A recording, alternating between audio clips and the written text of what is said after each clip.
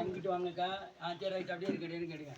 கடந்த நாட்களிலே என்னுடைய சொத்து பிரச்சனையெல்லாம் கொஞ்சம் பிரச்சனையாக இருந்தது. பெருமாள் குளத்தில் ஒரு வீடு இருக்க அரைகுறையாக வேலை முடிக்கவில்லை.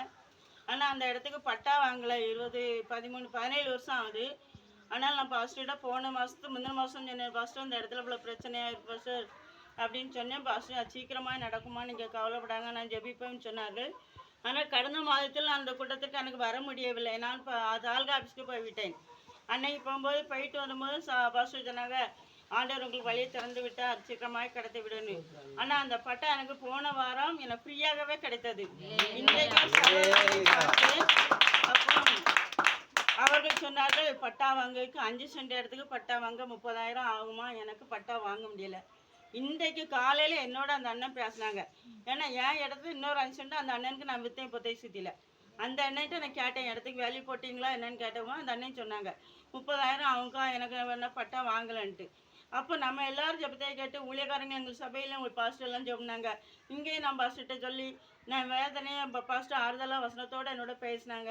ஆனால் ஃப்ரீயாக போனாரும் எனக்கு பட்டா கிடச்சிது. எத்தனை பேரோ தடையர் பண்ணினாங்க. ஒரிஜினல் பட்டா வாங்கி கையில் வச்சுருக்கேன்.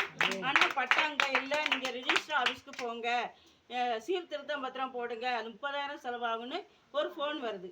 ஆனால் பட்டா வாங்கி நான் வச்சுருக்கிறேன் ஒரிஜினல் பட்டாவை என் கையில். அப்போ எவ்வளோ போட்டி பொறாமையில் பட்டா எடுக்கக்கூடாதுன்னு தீமையெல்லாம் நடந்து. ஆனால் அந்த நாள் அந்த காரியத்தை ஆண்டவர் வெற்றியாக என்னை முடித்தது. அந்த காய் ஸ்தோத்திரம். பாருங்க, இவங்களுக்கு பட்டா வரும்னு ஏன் சொன்னேன் தெரியுமா? எனக்கு 72 வருஷமா வராத பட்டாவை ஆண்டவர் சொன்னாரு, 24 மணி நேரத்துல உனக்கு பட்டா வரும் அப்படின்னாரு.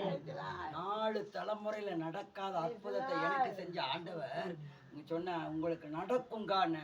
பணம் நாங்க இல்ல, பட்டா வரும்னு இலவசமாவே பட்டா.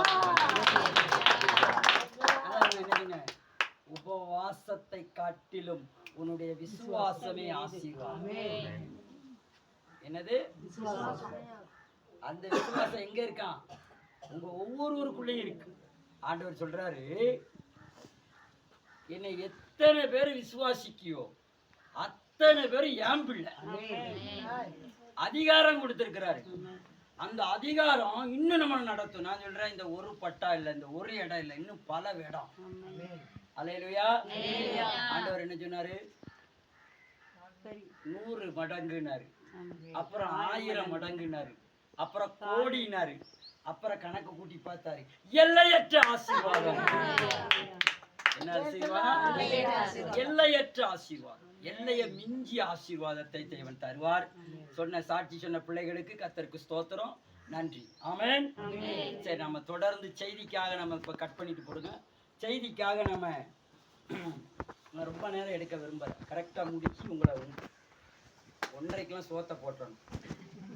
என்னத்தை போட்டோம்னா, ஆமா, அல்லேலூயா.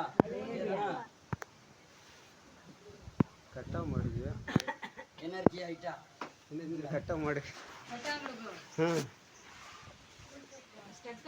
என்ன தெரியல.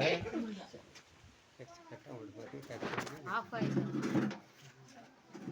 கட் ஆயிட்டு.